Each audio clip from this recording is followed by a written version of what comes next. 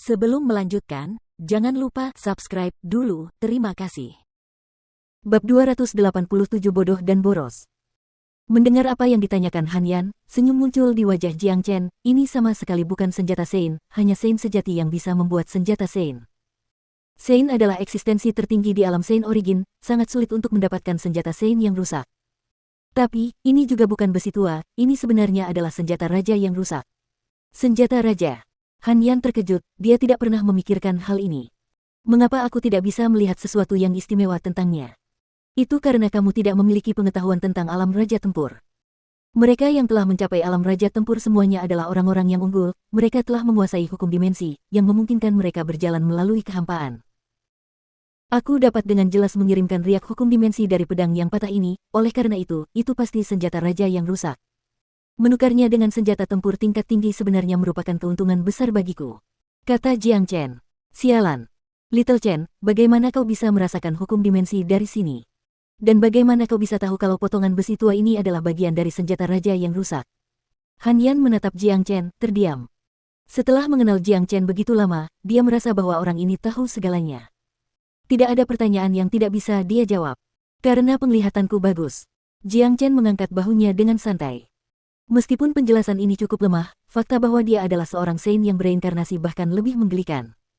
Ayo, kita pergi melihat-lihat tempat lainnya. Jiang Chen berkata sambil tertawa. Sebelumnya dia cukup kecewa dengan pameran dagang itu, tetapi setelah dia memperoleh pecahan senjata raja, suasana hatinya langsung menjadi jauh lebih baik. Dan itu juga hanya membuatnya kehilangan senjata tempur tingkat tinggi. Senjata tempur tingkat tinggi dianggap sebagai harta yang tak ternilai di mata orang lain, tetapi Jiang Chen sama sekali tidak mempermasalahkannya, karena saat ini ia memiliki beberapa ratus senjata tempur. Dari senjata-senjata tersebut, ratusan di antaranya adalah senjata tempur tingkat tinggi. Ini adalah hasil rampasan yang telah ia panen di neraka Inferno. Tunggu sebentar, Tuan Muda Chen Jiang, saya masih punya harta karun. Saya penasaran apakah Tuan Muda Chen Jiang tertarik dengan harta karun itu. Ketika lelaki tua yang baru saja memperoleh senjata tempur tingkat tinggi itu melihat Jiang Chen pergi, ia segera menghentikannya. Ia memiliki kesan yang sangat baik terhadap Jiang Chen saat ini, dan ia tersenyum lebar kepada Jiang Chen. Namun, senyum lebarnya itu merupakan penghinaan terhadap bunga. Oh, ada apa? Coba aku lihat. Jiang Chen berbalik. Dia ingin melihat hal baik apa lagi yang bisa ditunjukkan oleh lelaki tua ini. Mendengar percakapan itu, orang banyak yang bubar segera berkumpul lagi. Mereka segera melemparkan pandangan ke arah lelaki tua itu. Dalam benak mereka, mereka telah mencap lelaki ini sebagai penipu, tak seorang pun percaya dia bisa menunjukkan sesuatu yang berharga kepada mereka. Bahkan dengan mentalitas seperti ini, ketika orang-orang ini melihat barang itu diambil oleh lelaki tua itu, mereka langsung tercengang. Beberapa dari mereka bahkan mulai memaki ibu lelaki tua itu. Lelaki tua itu dengan hati-hati mengeluarkan sebuah benda dari cincin penyimpanannya. Benda itu seukuran telapak tangan orang dewasa, dan karat menutupi permukaannya. Itu adalah piring perunggu. Persetan dengan adiknya. Orang tua ini tidak bisa berhenti menipu. Dia mengeluarkan lebih banyak sampah dan mengklaimnya sebagai harta karun. Apakah dia benar-benar berpikir Tuan Muda Chen Jiang adalah seorang idiot? Sialan, bunuh penipu tua ini. Ini konyol, aku benar-benar ingin meninggalkan bekas sepatu di wajahnya yang tua.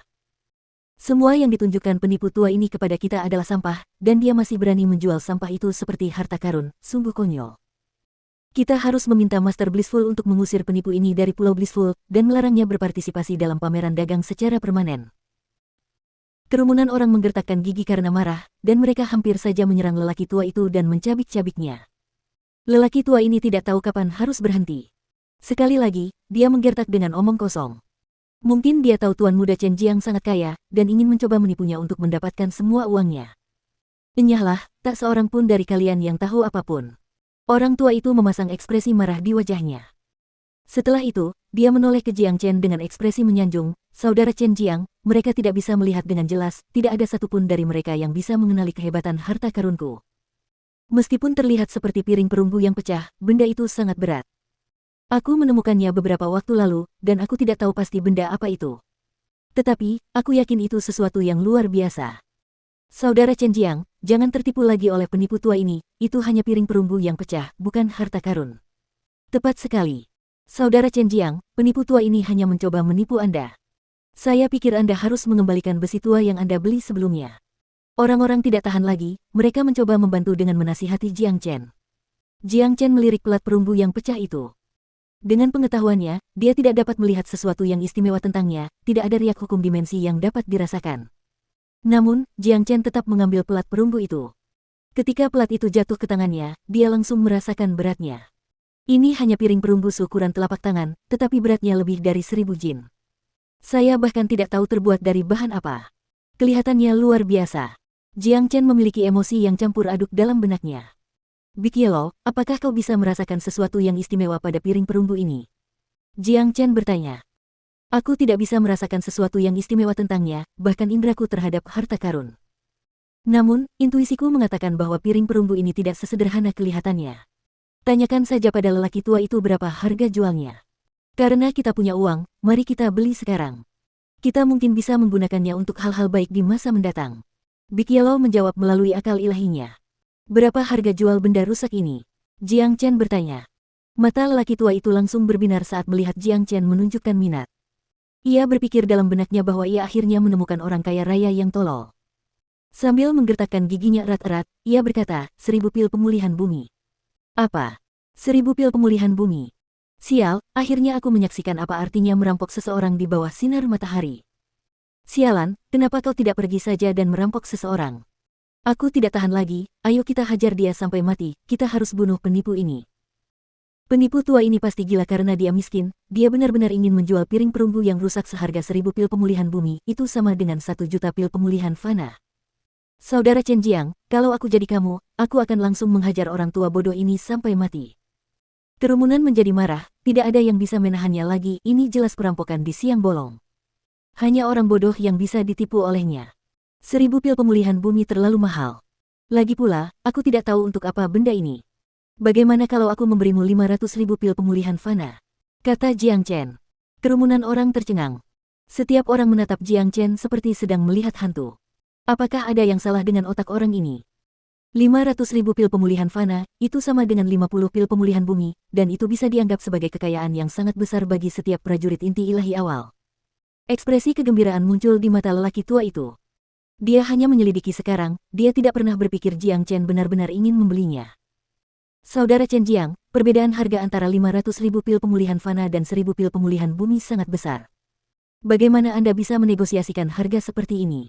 Orang tua itu menunjukkan wajah sedih. Di sisi lain, orang banyak benar-benar tidak tahan lagi dengan orang tua ini. Orang tua bodoh ini tidak tahu kapan harus berhenti. Mampu menjual piring perunggu yang rusak seharga 500.000 pil pemulihan fana benar-benar dapat dianggap sebagai keberuntungan baginya. Karena kamu tidak ingin menjualnya kepadaku, tidak apa-apa. Sejujurnya, aku merasa benar-benar menderita kerugian dengan membayar harga ini. Jiang Chen dengan santai melemparkan piring perunggu itu ke lengan lelaki tua itu, lalu dia berbalik dan pergi. Hei, santai saja Tuan Muda Chen Jiang, aku akan menjualnya seharga 500.000 pil pemulihan fana. Anggaplah hari ini sebagai hari keberuntunganmu. Orang tua itu panik ketika melihat Jiang Chen pergi. Tanpa ragu, dia menarik lengan baju Jiang Chen dan menyelipkan lempengan perunggu itu ke tangan Jiang Chen. Dia memutuskan untuk menjualnya seharga 500.000 pil pemulihan fana, karena itu sudah merupakan jumlah yang sangat besar. Selain itu, lempengan perunggu itu tidak berguna baginya, jadi dia mungkin juga menukarnya dengan beberapa sumber daya yang bisa dia gunakan dalam kultivasinya. Jiang Chen mengeluarkan kantong penyimpanan dan melemparkannya kepada lelaki tua itu, lalu dia menyimpan piring perunggu dan pergi. Orang tua, kamu benar-benar beruntung hari ini. Seseorang menggoda lelaki tua itu. Lelaki tua itu mengurus urusannya sendiri dan menyingkirkan kiosnya. Dengan senyum cerah di wajahnya, ia dengan senang hati meninggalkan tempat itu sambil bersiul. Di sisi lain, ketika Jiang Chen berjalan beberapa langkah menjauh dari tempat kejadian, pria kekar yang menjual babi itu dengan senang hati menghampirinya, Tuan Muda Chen Jiang, saya tahu Anda adalah pria yang dapat melihat apa yang tidak dapat dilihat orang lain. Mamut emas kuno saya hanya seharga 100 pil pemulihan bumi, saya yakin Tuan Muda Chen Jiang tidak akan menyesal membelinya, karena itu akan sangat membantu Anda di masa mendatang. Apaan? Han Yan merasakan keinginan kuat untuk menamparkan pria kekar ini. Orang ini benar-benar menganggap Jiang Chen sebagai seorang pemboros. Jelas, dia telah melihat apa yang dilakukan Jiang Chen tadi, dan menganggap Jiang Chen sebagai orang kaya tolol. Jika dia ingin menjual babi ini, pembelinya pastilah Tuan Muda Chen Jiang di depannya, dia tidak bisa melepaskan kesempatan besar ini. Sialan kau. Kau menyebut makhluk bodoh ini mamut emas. Guk. Big Yellow menyala keras pada babi itu. Seolah-olah baru saja mengalami hal yang paling menakutkan, babi itu menatap anak anjing di depannya. Detik berikutnya, tubuhnya mulai gemetar hebat, dan hanya dalam beberapa saat, kakinya terentang, dan matanya tertutup, ia mati. Babi itu hanyalah hewan biasa, ia tidak dapat menahan kengerian Big Yellow. Haha, saudaraku, mamut emasmu baru saja mati ketakutan. Seseorang tertawa terbahak-bahak. Jadi kau menyebut ini mamut emas. Bahkan seekor anjing pun bisa menatapnya sampai mati, omong kosong. Banyak orang mulai tertawa terbahak-bahak. Tuan Muda Chen Jiang, hewan peliharaanmu baru saja membuat mamut emasku ketakutan. Kita tidak bisa membiarkan masalah ini begitu saja, kan? Pria kekar itu membuang babi itu seperti sedang membuang sampah. Kemudian, dia menoleh ke Jiang Chen. Sepertinya dia akan mencoba menipunya untuk mendapatkan ganti rugi. Oh, jadi apa yang kau inginkan? Kenapa aku tidak memberimu anjing ini saja? Tapi, aku penasaran apakah kau benar-benar punya nyali untuk mengambilnya. Jiang Chen balas menatap pria kekar itu, tertarik. Si kuning besar memamerkan taringnya. Jika orang ini benar-benar menangkapnya, dia tidak akan bisa melihat matahari besok. Untuk apa aku menginginkan anjingmu? Kau hanya perlu memberiku 100 pil pemulihan bumi. Kata pria kekar itu. Enyah. Wajah Jiang Chen langsung berubah dingin, dia benar-benar tidak ingin menghabiskan waktu lagi dengan orang seperti ini. Tatapan mata Jiang Chen membuat jiwa lelaki kekar itu bergetar. Ia merasakan hawa dingin merayapi tulang punggungnya. Baru sekarang ia ingat orang macam apa pemuda ini, ia adalah lelaki yang bisa dengan mudah membunuh murid inti sekte kini. Jika ia menyinggung Jiang Chen sekarang, ia akan mati tanpa tahu bagaimana caranya. Meskipun Jiang Chen tidak bisa membunuhnya di pulau itu, begitu pameran dagang berakhir, membunuhnya akan menjadi hal yang mudah. Jiang Chen berbalik dan terus berjalan, meninggalkan pria kekar yang kini memasang ekspresi muram. Hei, kenapa kamu tidak meminta ganti rugi pada Tuan Muda Chen Jiang? Dia orang kaya. Seseorang menggoda. Enyahlah. Ayah masih ingin hidup. Lelaki kekar itu menoleh ke belakang, merasa tidak beruntung karena ia tidak seberuntung lelaki tua itu. Article 2 of 2. Bab 288 Xiao Wei. Pameran dagang itu ramai dengan suara dan kegembiraan. Lautan orang memenuhi seluruh alun-alun, membuatnya tampak seperti pasar makanan. Setiap orang di sini adalah pejuang hebat, dan yang terlemah setidaknya adalah pejuang inti surgawi akhir. Para pejuang inti ilahi dapat ditemukan di setiap sudut alun-alun. Bagi kota langit harum, siapapun di sini adalah seseorang yang harus mereka kagumi. Ini menunjukkan perbedaan antar wilayah. Setiap tempat memiliki caranya sendiri untuk menghidupi penduduknya sendiri, ada banyak wilayah di alam asal suci, dan ketebalan energi yuan alami sangat berbeda di setiap wilayah. Ini adalah alasan utama mengapa mereka yang berasal dari satu tempat memiliki tingkat kultivasi yang lebih tinggi daripada mereka yang berasal dari tempat lain.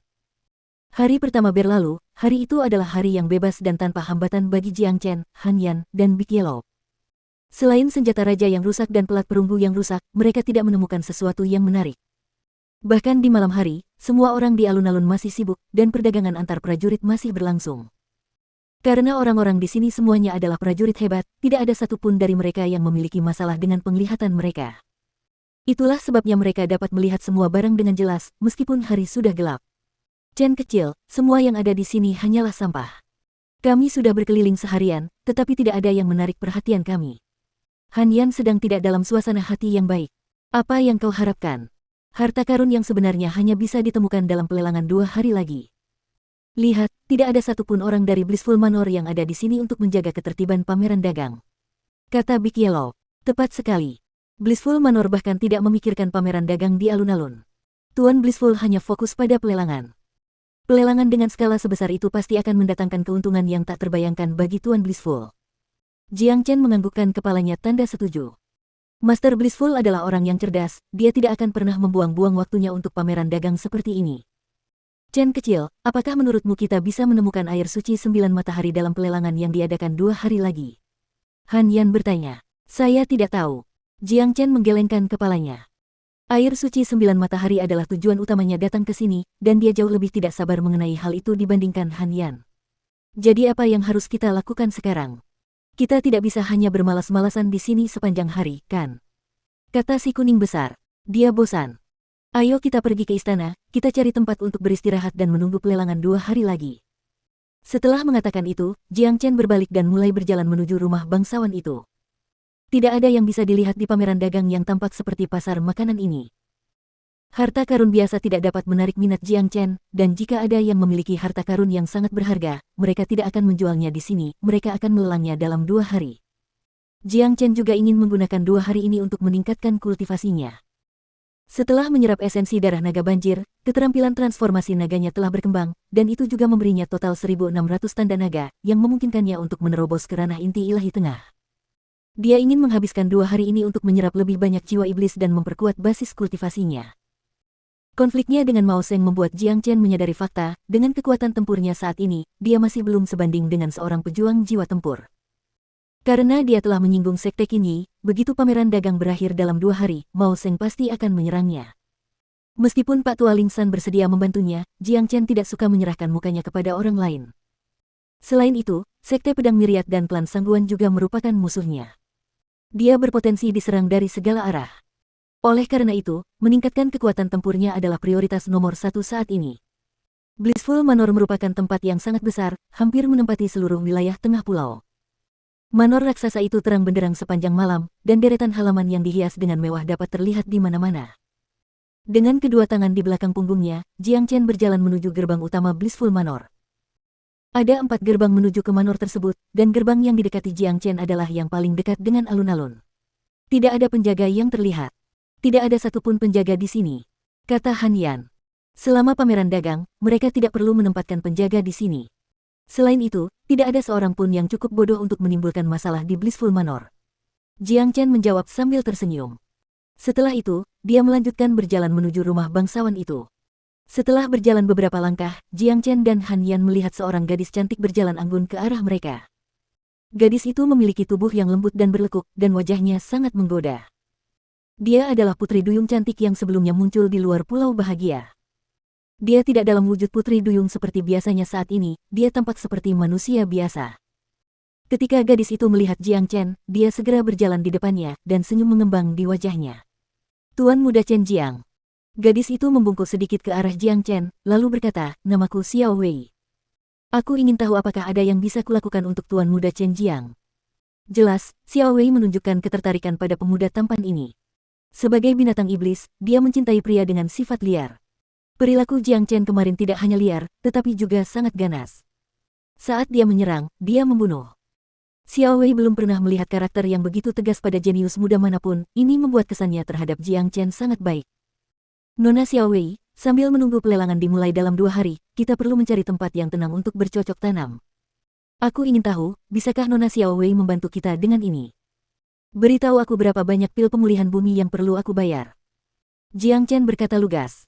Bagi orang lain, biaya menginap semalam di sini akan mencapai 10 pil pemulihan bumi. Namun, Tuan Muda Chen Jiang istimewa. Xiao Wei tidak hanya menyukaimu, bahkan Tuan Blissful pun menyukaimu. Oleh karena itu, tidak peduli berapa lama Tuan Muda Chen Jiang ingin tinggal di sini, kami tidak akan mengambil 1 pil pun darimu. Silakan ikuti Xiao Wei akan membawa Tuan Muda Chen Jiang ke tempat yang tenang. Xiao Wei menjawab sambil tersenyum. Setelah itu, dia berbalik dan mulai berjalan menuju bagian dalam rumah bangsawan itu. Kakak, Chen kecil, gadis ini mengincarmu. Si kuning besar tertawa terbahak-bahak, lalu mulai mengoceh. Xiao Wei mendengar apa yang dikatakannya, tetapi dia tidak menunjukkan reaksi apapun, seolah-olah dia tidak keberatan sama sekali. Jiang Chen dan Han Yan menatap tajam ke arah Big Yellow pada saat yang bersamaan. Mereka benar-benar berharap bisa menyatukan bibir anjing ini. Apapun yang terjadi, anjing ini bisa mengubahnya menjadi makna lain. Kelompok itu berjalan di sepanjang jalan setapak di dalam rumah bangsawan itu. Bukit-bukit yang indah terlihat di sekeliling mereka, tempat itu benar-benar memiliki pemandangan yang indah. Di sepanjang jalan setapak itu terdapat deretan halaman yang berdiri sendiri, dan masing-masing halaman diberi nomor. Di bawah pimpinan Xiao Wei, Jiang Chen dan Han Yan tiba di sebuah jalan. Lantainya terbuat dari batu hitam mengilap. Sepanjang jalan, mereka melihat banyak prajurit berjalan lewat. Beberapa dari mereka tersenyum ramah, dan beberapa dari mereka tampak panik. Kebanyakan orang-orang ini memiliki barang bagus yang ingin mereka jual di pelelangan, dan mereka perlu mendaftarkan diri terlebih dahulu. Selain itu, ada juga yang sama seperti Anda, mereka tidak tertarik dengan pameran dagang di luar, jadi mereka datang ke sini untuk beristirahat sampai pelelangan dimulai. Xiao Wei menjelaskan. Jiang Chen dan Han Yan menganggukkan kepala. Mereka yang datang ke sini, terlepas dari apakah mereka tinggal di sini sampai pelelangan dimulai, atau untuk menjual barang-barang mereka, tidak ada satupun dari mereka yang miskin. Nona Xiao Wei, apakah semua barang yang dijual di pelelangan itu dititipkan oleh orang luar? Han Yan bertanya. Tentu saja tidak. Kami, Blissful Manor juga punya banyak harta karun yang bagus. Biasanya, barang terakhir akan menjadi milik kami, dan kami tidak akan mengubah pesanan kecuali seseorang dapat mengambil sesuatu yang bahkan lebih berharga dari apa yang kami miliki," kata Xiao Wei.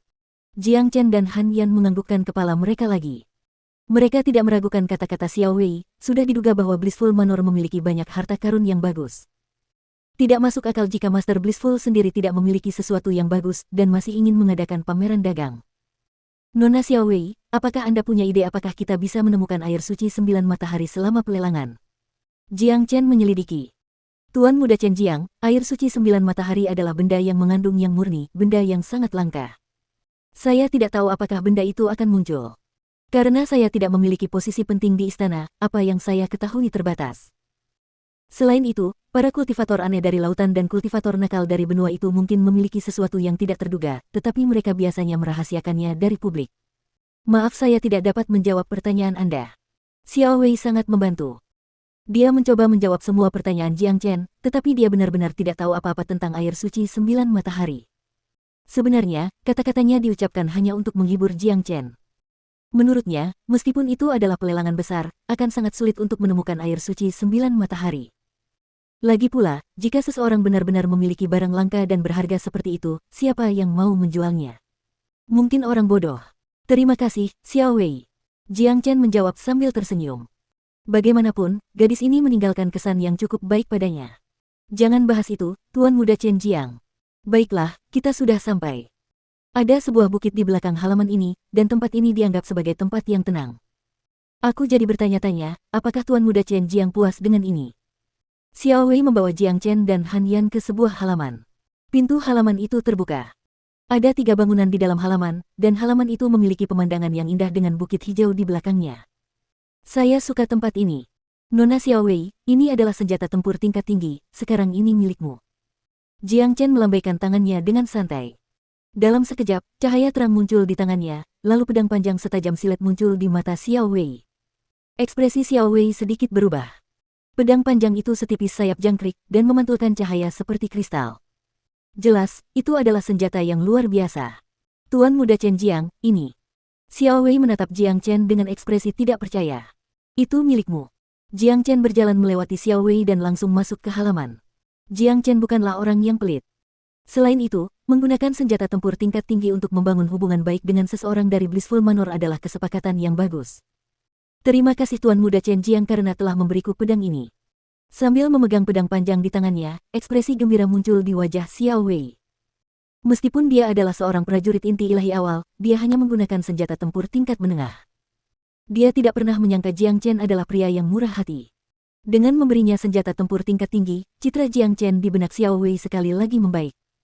Setelah Jiang Chen dan Han Yan masuk ke halaman, Xiao Wei bergegas menutup pintu untuk mereka. Setelah itu, dia meninggalkan tempat itu dengan sangat gembira. "Saudara Yan, saya akan memasuki kultivasi terpencil dan meningkatkan kultivasi. Kamu dan Bikielo lanjutkan kultivasimu, jangan lupa tentang pelelangan 2 hari kemudian." Jiang Chen berkata pada Han Yan dan Bikielo. "Baiklah." Han Yan menganggukkan kepalanya. Sebuah halaman dengan 3 kamar, sangat cocok untuk mereka bertiga. Setelah Jiang Chen memasuki kamarnya, dia tidak memperhatikan dekorasinya, dia langsung duduk. "Jika aku ingin menerobos ke alam inti ilahi akhir, aku akan membutuhkan 2 kali lipat dari yang aku butuhkan untuk alam inti ilahi tengah, 3.200 tanda naga. Dengan fondasiku yang saat ini kokoh, aku dapat menyerap jiwa tanpa khawatir. Meskipun aku memiliki banyak jiwa, hanya segelintir dari mereka yang merupakan jiwa inti ilahi akhir." Jiang Chen berpikir